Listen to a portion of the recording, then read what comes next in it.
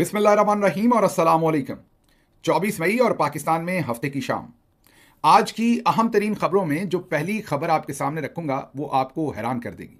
आपको ना ही अपने कानों पर यकीन आएगा और ना ही आंखों पर, लेकिन ये हो रहा है और आपके पंजाब में हो रहा है। जी हाँ, पाकिस्तान को फील्ड मार्शल तो मिल ही गए, अब मलका बरतानिया भी मिल गई हैं। आपको लगा होगा कि मैं मजाक में कह रहा हूं, नहीं। पंजाब के अंदर 1930 वाला गुंडा एक्ट दोबारा नाफिज किया जा रहा है। मलका बरतानिया जब उनका ताज या ताज बरतानिया चल रहा था, उस वक्त उन्होंने हिंदुस्तानियों को, इंडियंस को दबाने के लिए, जो लार्जर इंडिया था, जिसके अंदर इंडिया था, आज का बांग्लादेश, आज का पाकिस्तान, सब कुछ इकट्ठा था, उस वक्त 1930 में एक बदनामे ज़माना किस्म का एक कानून लाया गया था जिसका नाम गुंडा एक्ट था।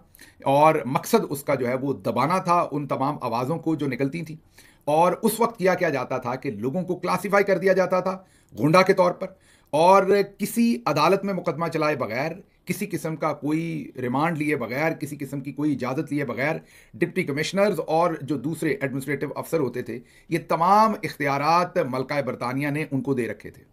वो किसी भी शख्स को उठा सकते थे, जेल में डाल सकते थे, गुंडा एक्ट के तहत वो उसे क्लासिफाई कर सकते थे और फिर उस पर पाबंदियां लगा सकते थे। पाबंदियां किस तरह की थी?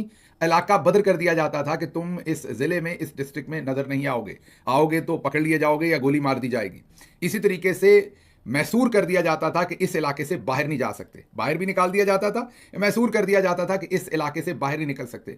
इसी तरह जेल में डाल दिया जाता था, या उनके जुम्मे होता था कि रोज आके थाने में हाजिरी लगवाओ, उनको जलीलो रुस्वा किया जाता था। उनके घरों के बाहर ऐसी चीज़ें लिख दी जाती थी सरकार की तरफ से कि लोगों को पता चले कि ये गुंडा है, बदमाश है, ये बदचलन इंसान है, इसकी कोई इज्जत ना करे, इसके साथ कोई लेन देन ना करे, सरकार इसके खिलाफ है। ये 1930 का जो गुंडा एक्ट था वो तो मलका बरतानिया ने लाया गया था, और क्यों लाया था वो भी आपको भी बताते हैं, उस वक्त उनको क्या ज़रूरत पड़ी थी। लेकिन आज पहले आपको बता दें कि अब पंजाब की इंटीरियर मिनिस्ट्री जो है, होम डिपार्टमेंट, उन्होंने गुंडा एक्ट 2025 का मसवदा तैयार कर लिया है। मुझे पता है आपको अपने कानों पर यकीन नहीं आ रहा होगा, लेकिन ये हो रहा है। और पंजाब के अंदर ये आज की खबर है, पंजाब कंट्रोल ऑफ गुंडा एक्ट 2025 का जो एक मसवदा तैयार किया गया है महकमा दाखिला पंजाब की तरफ से, गुंडे बदमाशों की जो है शनाख्त की जाएगी।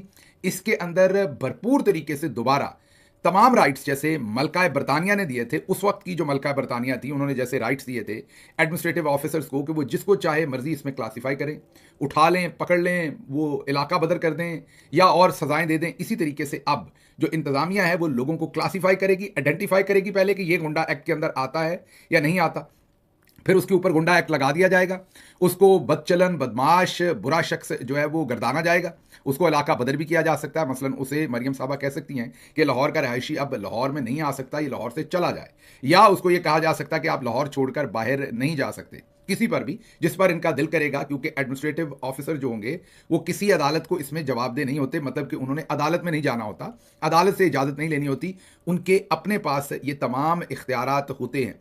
तो इसकी तैयारी पूरी कर ली गई है, और इसमें लोगों को जो मसवदा सामने आ रहा है उसमें ये बताया जा रहा है कि उनको पुलिस और हिसास अदारे जो है अपनी रिपोर्ट पर गुंडे बदमाश शख्स जो होंगे इनके नाम नो फ्लाई लिस्ट में भी, जैसे पहले मैंने आपको बताया ना कि मैसूर कर दिया जाता था कि इस इलाके से बाहर नहीं जा सकते, या मुल्क बदर कर दिया जाता था, इलाका बदर कर दिया जाता था, मुल्क मैंने कहा, इलाका बदर कर दिया जाता था, ऐसे ही अब इनके नाम नो फ्लाई लिस्ट में डाल दिए जाएंगे ताकि ये कभी कहीं पर फ्लाई ना कर सकें और ये यहीं रहे।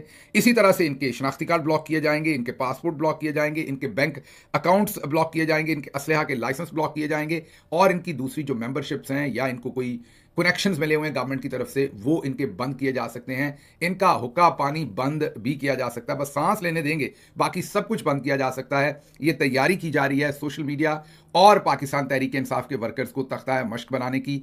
पंजाब के अंदर जैसे ही जनाब field marshal general Asim Munir साहब की जो आप ये कहिए कि उनका इफ्तिताह हुआ है उनके नए ओहदे का या उनके टाइटल का, जिसे बाजी मरियम लक़ब कहती हैं, तो उसके साथ ही मरियम साहबा ने ओहदा संभाल लिया है मलका बरतानिया का। अब जो मलका बरतानिया के ज़माने में जब हम ग़ुलाम थे, अब हमें ये नहीं पता कि बाजी मरियम के अब्बा जी के हम ग़ुलाम हैं कि वो ताज बरतानिया के अब कवानीन हम पर इम्पोज करेंगी वापस, लेकिन वो कर नहीं है, गुंडा एक्ट बना लिया गया है और इसे आने वाले चंद दिनों के अंदर पास करवाया जाएगा। जाहिर है अगर मुल्क में अदालतें आज़ाद होती तो रख के एक इनके इस एक्ट के ऊपर चमाट देते, इनको नहीं, मैं एक्ट को कह रहा हूं, इनके एक्ट पर चमाट देते और एक्ट को उसी टाइम फाड़ के रद्दी की टोकरी में फेंकते, क्योंकि ये तमाम बुनियादी इंसानी हकूक के खिलाफ है। इस टाइम अदालतें तो बेचारी खुद जस्टिस अमीनुद्दीन ही बनी हुई हैं, जो बयान तत्ते देती हैं, या जस्टिस मंदोखेल कह लें, बयान तत्ते देते हैं और उसके बाद वो ठंडे गोश्त की तरह बिल्कुल लेट जाते हैं। जो फैसला उनसे लेना हो, वो जो उनके अंदर भरा जाता है, कैलकुलेटर है वो, जो कमांड आपने देनी है वही वापस जवाब आपको मिलना है। 2 जमा 2 करेंगे तो 4 ही जवाब आना है।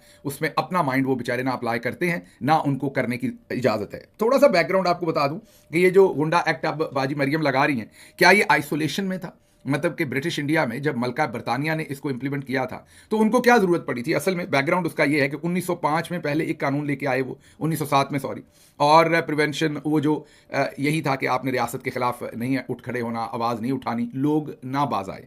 लोग जब बाज ना आए तो 1910 में इंडियन प्रेस एक्ट लेकर आए 3 साल के बाद। उसमें आज़ादी इजहार राय, प्रेस जो थी, अखबार थी, उस पर पाबंदियाँ थी।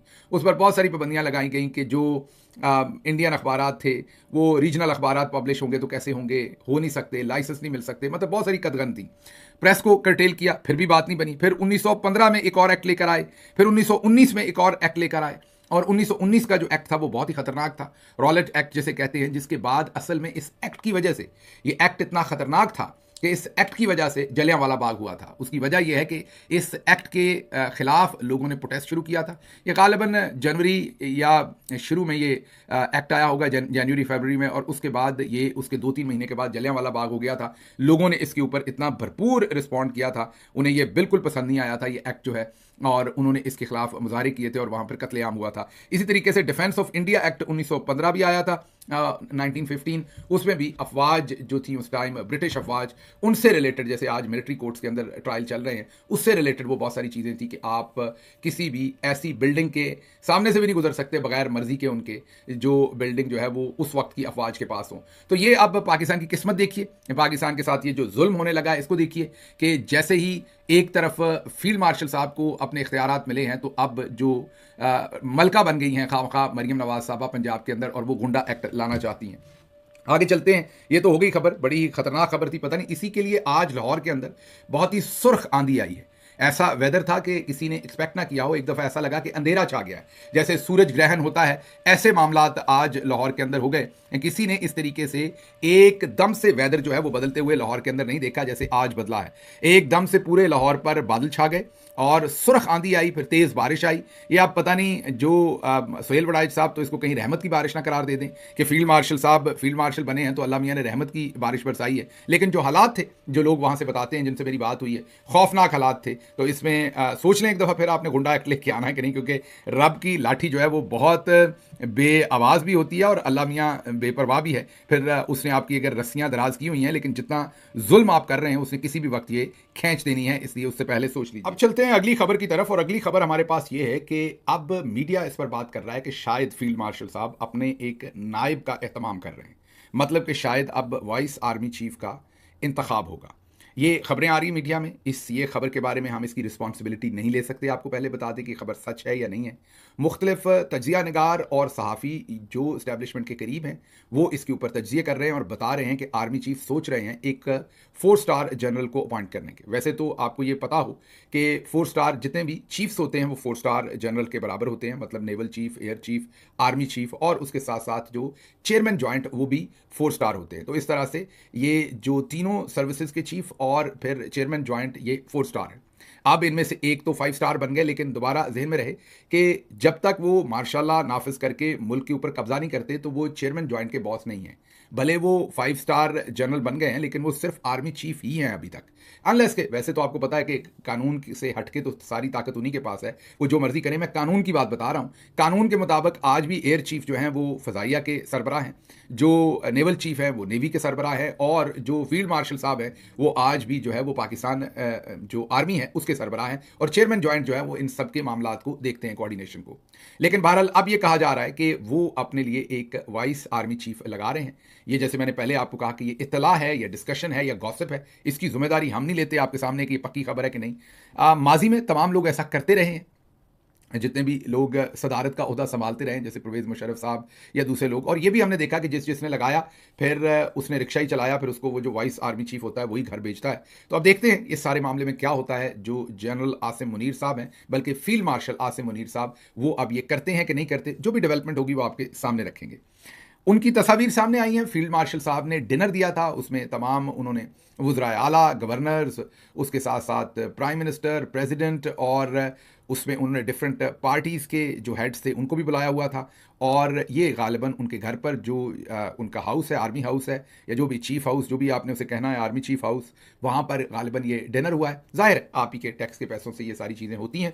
और इस डिनर पर जैसा हमने आपको बताया था कि बाजी पहले दिन जो थी वो इस्लामाबाद थी, जब रैंक्स मिले वहाँ भी वो मौजूद थी। ये ज़रा तस्वीर देखिएगा, इस तस्वीर में भी आपको लग रहा होगा कि बाजी ही मलका है। आप गौर कर रहे हैं कि इस तस्वीर में रैंक्स तो आर्मी चीफ को लग रहे थे, लेकिन ज़रा गौर कीजिए, सिमेट्री गौर कीजिए कि बाजी बिल्कुल दरमियान में खड़ी हैं, बाकी सारी दुनिया साइड पे खड़ी। ऐसे लग रही है कि रैंक बाजी को लग रहे हैं, मतलब कि बाजी आज की रूहे रवां हैं। ऐसा लग रहा है कि बाजी प्राइम मिनिस्टर बन रही हैं या कोई ओहदे का आज हेल्प ले रही हैं, क्योंकि उनको दरमियान में खड़े करके जिस सिमेट्री के साथ तस्वीर ली गई, और ये ऑफिशियल फोटोग्राफर ने ये तस्वीर ली है, ये किसी एमेच्योर ने नहीं ली कि साइड से किसी ने अपने फ़ोन से खींच लिया तस्वीर और जारी कर दी है। ये ऑफिशियल सदर हाउस ने ये तस्वीर लेकर जारी किया। तो इससे आप अंदाज़ा कीजिए बाजी की जो इस टाइम इन तमाम लोगों पर जिनके साथ बाजी खड़ी हैं, उन सब के ऊपर बाजी की जो हैबत है और बाजी का जो इम्पैक्ट है और बाजी की जो ताकत है, आपने इसको अब महसूस करना है इस तस्वीर के थ्रू, और आप महसूस कर भी रहे होंगे। बहरहाल डिनर की तस्वीर आपके सामने रखते हैं। जो डिनर हुआ इसके अंदर कोई ख़ास बात हमारे पास नहीं है, सिर्फ यही है कि उसमें सब ने जो डिफरेंट, मैं यही कहूँगा कि जो उनकी ऑपरेशनल यूनिफॉर्म्स होती हैं वो नहीं पहनी हुई थी, बल्कि जो डिफरेंट ओकेजन्स पर पहनने वाली सेरेमोनियल यूनिफॉर्म्स होती थी वो पहनी हुई हैं। आई अंडरस्टैंड 50-60 साल पहले इनके ट्राउज़र्स ऐसे होते थे जिनमें वो रेड पट्टी चल रही है, नॉस्टैल्जिया भी होगा, अच्छे भी लगते होंगे, लेकिन आज के ज़माने में वो बहुत ही इनफॉर्मल से लग रहे हैं। ज़रा थोड़ी सी कोशिश करें उनको बदलने की। शर्ट्स तो बहुत अच्छी हैं, लेकिन वो नीचे जो है वो ऐसे ही लग रहा है कि आप बस इनफॉर्मली कुछ पहन कर बैठ गए हैं। लेकिन आई अंडरस्टैंड कि शायद ये रवायात हैं, सकाफ़त है, चली आ रही है पुरानी, लेकिन मेरी सिर्फ गुजारिश है कि उस ज़माने में शायद ये अच्छा लगता हो, अब ये उतना भला लग नहीं रहा था ये सीन। बहरहाल आगे चलते हैं जी। पंजाब की रानी की तस्वीर भी हमने आपके सामने रख दी, फील्ड मार्शल साहब के डिनर की तस्वीर भी आपके सामने रख दी। अब हम आपको ये बताते हैं कि एहसन इकबाल साहब ने कंफर्म कर दिया है कि दिफाई बजट में हम इजाफा करने जा रहे हैं। ये अब कितना इजाफा करते हैं या हमें नहीं पता, लेकिन फ़िलहाल एहसन इकबाल साहब ने ये कंफर्म कर दिया है कि हम अब दिफाई बजट के अंदर इजाफा कर रहे हैं। कल ही या परसों ही इसके ऊपर याद कीजिए फैसल बॉर्डा साहब ने कहा था कि 3 गुना करें, बढ़ाएं दिफाई बजट, और आज जो एहसन इकबाल साहब हैं उन्होंने कंफर्म कर दिया। अब ये कितना इसका बजट बढ़ाते हैं कितना नहीं बढ़ाते, वो जब डेवलपमेंट होगी तो आपके सामने रखेंगे। अगली खबर बड़ी अफसोसनाक है, लाहौर और फैसलाबाद से ये खबर है, इसलिए आप सब ने जितने भी आपके वहाँ रिश्तेदार हैं उनको मोहताज ज़रूर कीजिए। ये देख के मैं तो परेशान हुआ हूँ। लाहौर और फैसलाबाद दोनों जगहों से वीडियो फुटेज सामने आई है। ख़वातीन को, सड़क पर चलती हुई ख़वातीन को उनके पास गाड़ियाँ लगाकर उन्हें अगवा किया गया है। बहुत ही सनसनीखेज़ और बहुत ही इज़्तिराब वाली, परेशानी वाली ये खबर है। और ज़ाहिर है मरियम साहबा का सूबा है, वहाँ पर औरतों को तो महफूज हमने बनाना ही बनाना है। वो मलका बरतानिया बनी हुई है, एक तरफ गुंडा एक्ट लगा रही हैं, दूसरी तरफ आप देखिए उनके पंजाब में काम क्या हो रहा है। और अभी हफ्ता 1.5 हफ्ता पहले ही वो पुलिस को बड़ी शाबाशी देकर बैठी हैं कि पुलिस अपना काम बहुत उम्दा कर रही है, क्योंकि पुलिस की ज़िम्मे तो यही है कि पीटीआई को फेंटा चढ़ाएं। तो वो काम तो ठीक कर रहे हैं, लेकिन ये आप देख सकते हैं कि पंजाब के अंदर क्राइम जो है वो कहाँ तक पहुँच गया है कि अब रात चलती हुई खवातीन को फैसलाबाद और लाहौर से फुटेज आई है कि उनको सरे बाजार ही चलते हुए जो है उठा के गाड़ियों के अंदर डाल के ले गए हैं।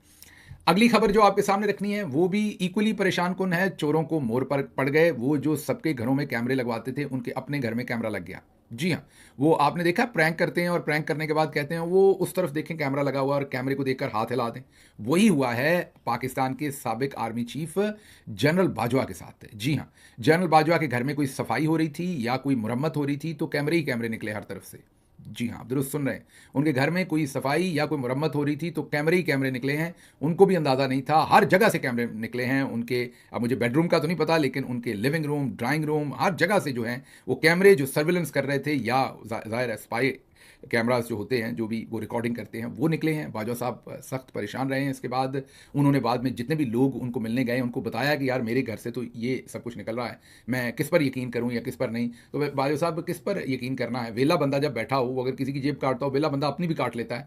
कहने की बात यह है कि जिनको आपने इजाज़त दे रखी थी सब पर कैमरे लगाने की, उन्होंने यहाँ पर भी लगा दिए। तो मेरा ख्याल ठीक ही हुआ है जो भी हुआ है। आइंदा जो दूसरे लोग हैं उनको सोचना चाहिए कि ऐसे कैमराज लगाने की इजाज़त देनी है या नहीं देनी। ये एक बहुत ही इंटरेस्टिंग खबर है। अगली खबर इससे भी इंटरेस्टिंग है। ये जैसे मैंने आपको बताया कि जब आपको पता है कि जंग का माहौल हो या इमरजेंसी हो, तो आप अपना तमाम असला फायर करते हैं। इसलिए फील्ड मार्शल साहब ने भी अपना तमाम असलहा जो है वो फायर किया है।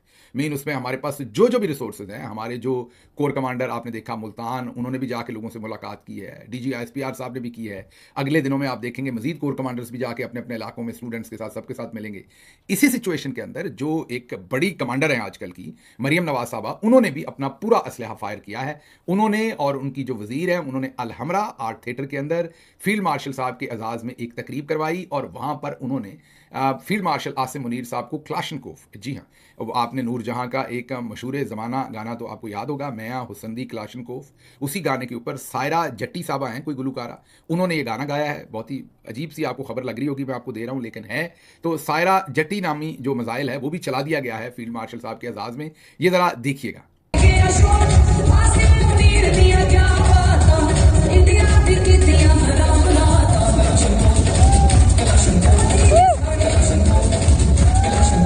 देखा आपने। तो अब आप इस बात से खुद ही अंदाज़ा लगा लें कि ये सब कुछ चल रहा है, मतलब कि हर एमुनिशन, हर असलहा जो है वो फायर किया जा रहा है मुकम्मल तौर पर। इसमें से जितना भी जूस निकाल सकते हैं हम इस सारे प्रोसेस में से, ये जो भी इवेंट हुआ है इसमें से, उसकी कोशिश जो है वो की जा रही है।